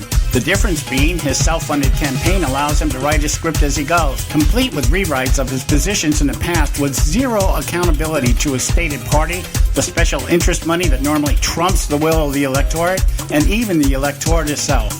Trump has neutralized the media bias that normally reduces the will of the electorate to a choice between the lesser of two evils, and has actually forced the media elites into an unwilling alliance, garnering more attention than all the other candidates from both parties combined, all at no cost to him or his campaign. Here's the madness. Anyone who believes Trump's path to the White House will steer around a broker convention believes so under a dangerous false pretense. Those who believe such an action by the elites would result in an uprising of an enraged electorate that would march on Washington or stay home from the polls, depriving them of the victory they claim they seek, simply do not understand today's GOP. The dangerous false pretense I speak of is the elitists care what we think. The issues that matter to us mean absolutely nothing to today's GOP establishment.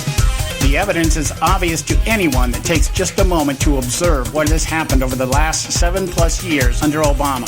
Today's GOP does not want to govern conservatively. In fact, they wish not to govern at all. To support a Trump nomination is the kiss of death. If Trump runs against Hillary, the elitist on the other side, and loses, this allows the GOP elites to continue to talk a conservative game before surrendering to their enemies because they have, quote, no power. If the GOP wins the White House with Trump or even Cruz, they risk being exposed as people who would rather have Hillary. In the name of self-preservation, that cannot happen. The hard truth is today's electorate proves Jonathan Gruber's theorem. The stupidity of the American voter is the premise by which both establishments, left and right, chart their agenda, count their candidates, and govern, or don't govern. In the same way leftists believe in the creation of utopia, too many on our side believe the likes of Trump will induce a change in Congress that will restore our republic. Both are delusional. we might as well be learning our new national anthem, Der Guten Tag Hauptklub, the sacred Siegfried Oath from Springtime for Hitler. This is John Matthews for Moments of Madness. You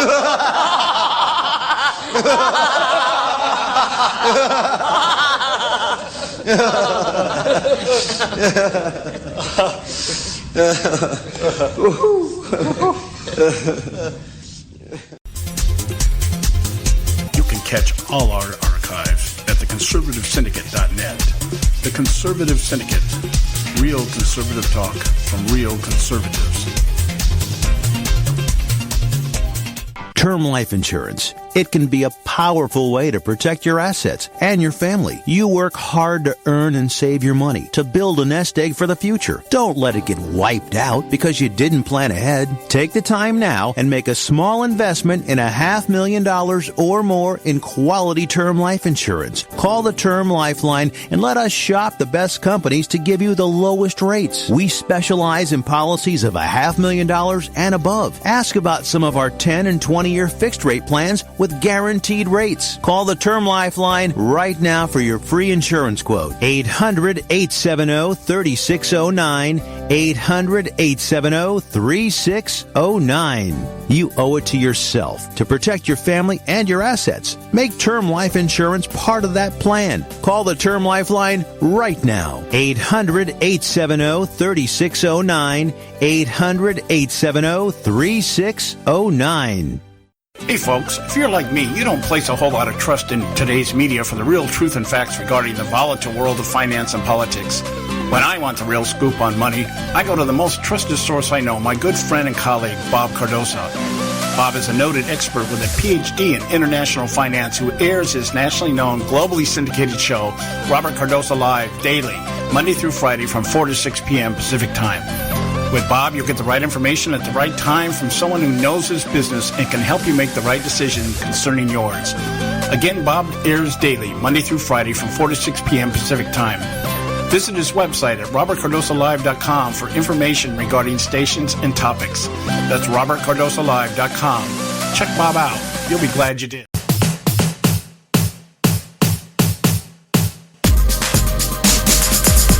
And we're back. We're listening to the Conservative Syndicate, nationally acclaimed, globally syndicated, real conservative talk from real conservatives. I'm your host, John Matthews. Joe Hakos is on the mend, and hopefully we'll be back maybe later this week and perhaps next week. And our prayers continue to go out to him and his family as he recovers from a very, very serious infection that he had. Okay, so back to work today. That's the word I got, so that's good. From the bed, made it to the computer a little bit last week, and it's made it back to the job. So let's hope he is well on his way to mending this thing. Okay, now back to what I was talking about here. These are just impressions I'm giving out to you right now. You're actually hearing how my brain works as I try to reason things out and analyze things. And the issue the main point that I'm trying to talk about right now and expound upon is this idea that the GOP seems more concerned with stopping Donald Trump than they do with supporting a candidate. I mean, the GOP establishment has never, as of to date, outside of a few rogues out there who have actually come out and endorsed candidates, but the Republican Party has not come out and said, we think that this is the guy. What they have done is come out and say, we don't think this is the guy. And that has been directed at Donald Trump to a great degree, and to some degree, Ted Cruz. And both of these men are leading right now.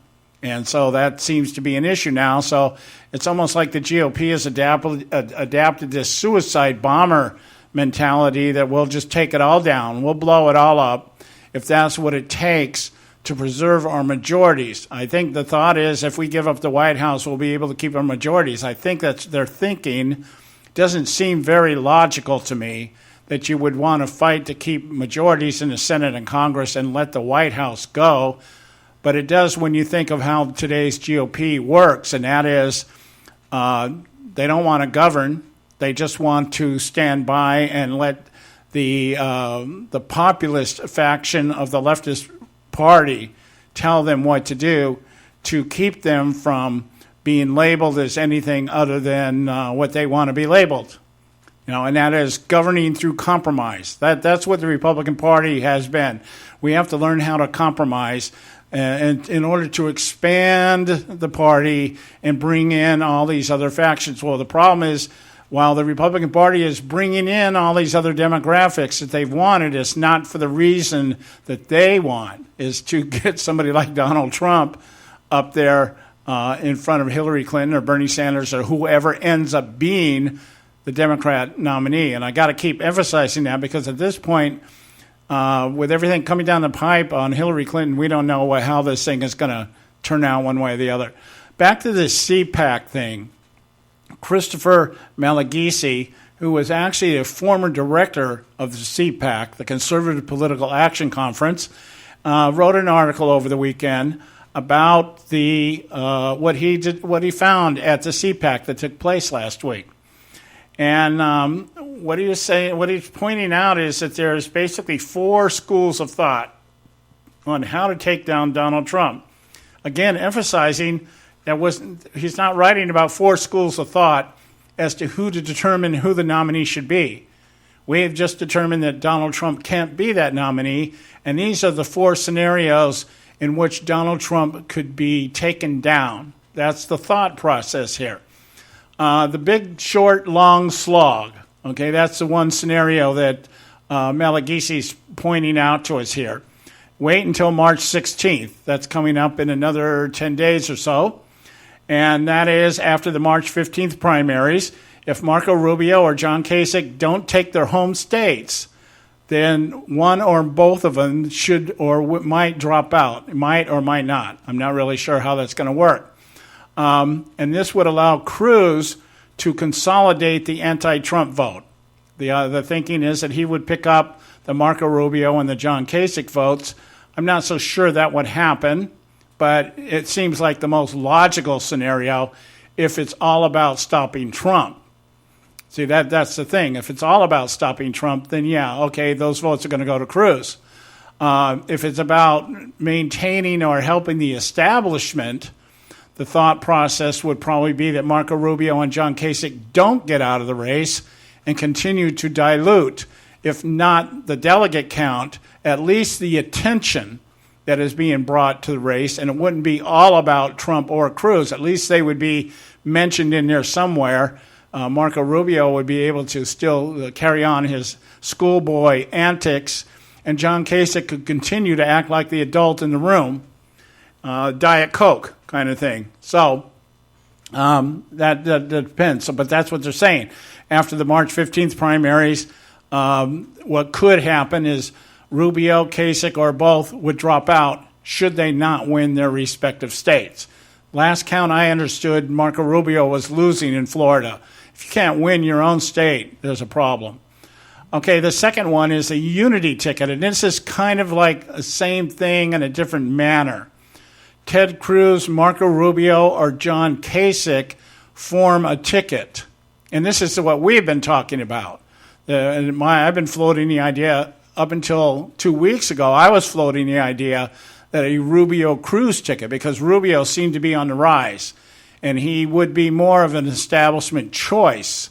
And perhaps if he was the guy, then perhaps the GOP could finally say, okay, we can join forces here and we can endorse Marco Rubio ticket, and we can deal with Cruz if Marco Rubio is at the top of the ticket, that kind of thing. And that's what I was floating. But Rubio has been going into a very quick death spiral over the last couple of weeks. And so now it looks like the other way around. Let's say a Cruz-Rubio ticket, or God forbid, a Cruz-Kasich ticket, and solidify the voters that way and be able to bring more voters to the polls and vote that way and dilute and be able to keep Donald Trump from drawing too many more delegates. The danger I see in that at this point in time, just at this point in time, although I think perhaps this point in time is when it has to happen, is that it might discourage those people, the legitimate people that are coming out for Donald Trump. See, I think there is a illegitimate faction of people voting for Donald Trump, and those are Democrat plants. As I spoke earlier, the Thad Cochran theory, that perhaps we have Democrats crossing over because the Bernie Sanders, Hillary Clinton at this point is pretty much decided, and barring indictment of Clinton, Clinton's going to end up with a nomination there. So what the heck? Just, let's waste the vote. We don't need to be voting for Hillary when she's beating Bernie Sanders by double digits. And we'll just go and vote for Trump and hope that the best scenario we end up with is Trump facing Clinton, and Clinton can use the race card and the gender card to be able to stifle Trump and all the rhetoric and all the sexist talk that everybody accuses him of and all the racist banter that everybody accuses him of. Because the media would jump onto that. I mean, Trump wouldn't be able to breathe without somebody thinking it's racist or sexist. So, so that's the unity ticket that two of the other candidates gather their votes together and say, okay, we'll unite, bring your people over to me, and we'll be able to stop Trump. All right? Now, I don't know that it would be beneficial for Cruz to do that. I could see, if Rubio is able to win Florida, I could see him doing that with Rubio. I cannot see him doing it with Kasich under any circumstance. But it remains to be seen. Weirder things have happened, So anyway, so that's the second scenario. Now, we got to go to our break. When we come back, I'll cover the last two in our closing segment here. So stay with us right here at the Conservative Syndicate. We'll be right back. You can catch all our archives at theconservativesyndicate.net. The Conservative Syndicate. Real conservative talk from real conservatives. Prices are for base buildings only. May not be available in some areas. Attention business owners, do you want a stimulus package that really works? Before you spend thousands of dollars more than you should on your next building project, listen to this. General Steel has a stimulus package designed to help you save as much as half the cost of conventional construction on your next building. As much as half. That's right. General Steel can save you thousands of dollars with a pre-engineered steel building designed for your business or church. How about a 50 by 100 foot building for under $30,000? So don't pay thousands more than you should without calling General Steel first and save as much as half the cost and time of conventional construction. With the projected demand for steel in Japan and China, prices may be skyrocketing. 877-927-3360. 877-927-3360. 877-927-3360. Hey folks, if you're like me, you don't place a whole lot of trust in today's media for the real truth and facts regarding the volatile world of finance and politics. When I want the real scoop on money, I go to the most trusted source I know, my good friend and colleague, Bob Cardoso. Bob is a noted expert with a PhD in international finance who airs his nationally known, globally syndicated show, Robert Cardoso Live, daily, Monday through Friday from 4 to 6 p.m. Pacific Time. With Bob, you'll get the right information at the right time from someone who knows his business and can help you make the right decision concerning yours. Again, Bob airs daily, Monday through Friday from 4 to 6 p.m. Pacific Time. Visit his website at robertcardosolive.com for information regarding stations and topics. That's robertcardosolive.com. Check Bob out. You'll be glad you did.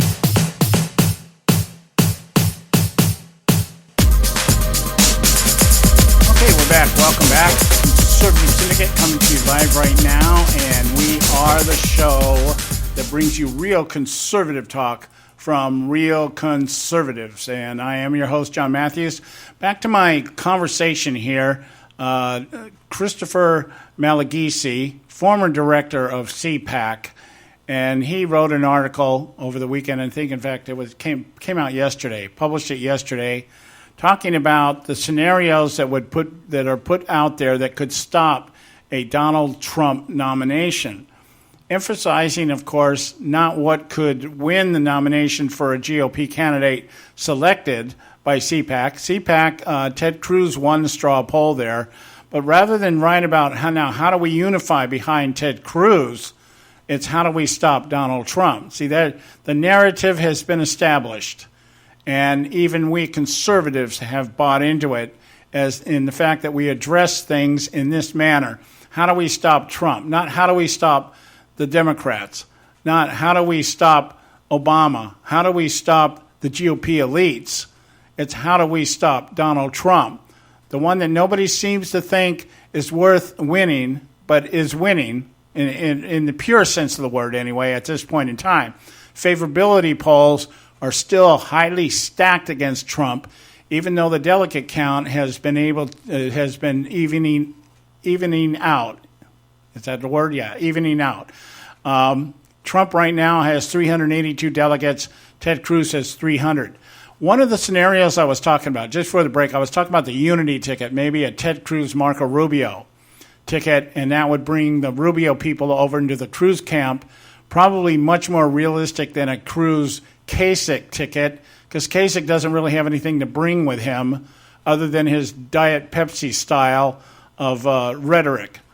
And so that seems a little unrealistic. Another one that's being floated is an actual Rubio Kasich ticket, which I think would be a complete waste of time, given that neither one of these people have amassed any number of delegates that would make any impact on what's going on between Cruz and Trump. And not only that, but if they can't win their own states, then why would you want to put them on a ticket? I mean, the worst case scenario, Rubio loses Florida and Kasich loses Ohio. Yeah, and then you're going to put these two people together on a ticket. Their own states don't want them. I'm really interested in, I don't know how Rubio's going to do in Florida. I don't think he'll win Florida. I don't know. It's kind of like, I don't know how bad he's going to lose. I mean, he's attached to Bush. He is a protege of the Bush family and the Bush administration. But I'm really kind of wondering what's going to happen if Kasich doesn't win Ohio. Think about this, because all this guy talks about is what he has done in Ohio. What he has done. If he's not talking about working on the budget under the Reagan administration, all we're hearing about is what he has done to make Ohio the greatest place on earth. And if his own people don't win, choose him, or if he only wins by a very small margin, I think that's very telling in the eyes of the Ohioans as to what they really think of their governor. I mean, we're talking about people that elected John Boehner to like too many terms in office, okay?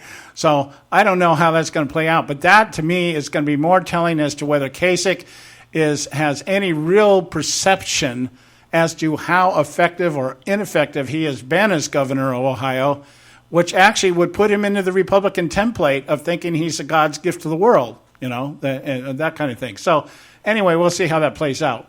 Number 3 on this list by Christopher Malagisi from CPAC is that all three of the big candidates, or all three candidates, Trump, Cruz, and Kasich, form an alliance to keep Trump from amassing the required number of delegates. That means that, as I said earlier, they all stay in the race, and they all do their best to try to liquidate or dilute the number of delegates that are out there, keeping Trump from getting the majority he needs, 1,273, which would lead to the broker convention that we have been talking about on this show for the better part of 6-7 months. That's what they would actually work towards, a broker convention. And I guess the idea would be at that convention, who gets picked. Now, I'm sure each one of these candidates would figure they would be the one that would be picked, and that's why they would join this alliance. But that the GOP elitists have not really endorsed any candidate. They've not really put anybody out there other than Mitt Romney. What a surprise. And it would be just like the GOP elites to say, we don't want any of you. Well, let's put Romney up there so he can get his ass kicked again, this time by the worst Democrat ever to walk the face of the earth, Hillary Clinton. You might think, well, Barack Obama's the worst Democrat. No, Hillary's been doing it a lot longer, okay? And she is a lot more corrupt. Give Obama a time. He'll catch up with her. But at this point in time, Hillary Clinton is absolutely the worst Democrat that we've seen in our lifetime. Now, so in this thing, all three of them get together, and they say, okay, anything to keep Trump from getting the number of delegates that he needs. And then, of course, the fourth scenario, which is the one kind of feeds into number 3, and that is the Hale Romney, what they're calling the Hale Romney. And that is that we have the broker convention. Neither one of the 3 candidates that are currently in the race are chosen at a broker convention, but they choose either somebody like Mitt Romney or a Paul Ryan as their nominee. Now, that has happened before. The Republican Party chose James Garfield in 1880 at a broker convention. So those are the scenarios that we're looking at. And we have been saying this on the show for probably more months than you care to remember, that this is where we see it going. We see it going with the fourth scenario, and that is a brokered convention at which time an outside candidate, and I would probably go with the number 3. I'd probably say Rubio would be the establishment choice, except that there was no support behind him in the beginning. There has been none since then. So it makes me believe that he's not really the guy they want. And that probably has to do more with his relationship with Jeb Bush. That's probably more of a revenge factor, that we don't want Marco Rubio because he usurped our guy, Jeb Bush, who was really the guy that everybody wanted in the of the establishment elites. So it would be, let's throw Mitt Romney back out there so that we can really lose, or let's draft somebody like Paul Ryan, who keeps saying he won't run or he won't accept the nomination, but Mitt Romney's out there saying, well, why? Who would not? Who in the GOP, if the GOP came to you and said, we need you to run, you got to take one for the team here. Remember, Paul Ryan said he wouldn't accept the speakership either, and yet he's sitting as a speaker right now. So what would Paul Ryan's conditions be? Would it be the same as speaker? Oh, I'll run, but if I'm elected president, I want the weekends off. I don't, because I got my kids and I got my family. Now, I understand that. But once you're president, that's 24/7, dude. You can't just say, call me on Monday. I'm in my kid's soccer game. It doesn't work that way. Okay, so I don't know that Paul Ryan would be a viable candidate at that point because he wouldn't be able to finagle a deal like that. The White House is closed on the weekends. Okay, that won't work. But, then it might work because Congress doesn't govern anyways. So, stranger things have happened, I guess. But, so those are the 4 scenarios. And again, none of these mention or talk about having to take on anybody from the Democrat Party. In the meantime, the Democrat Party is spending half of their debates talking about the idiocy of the Republican Party.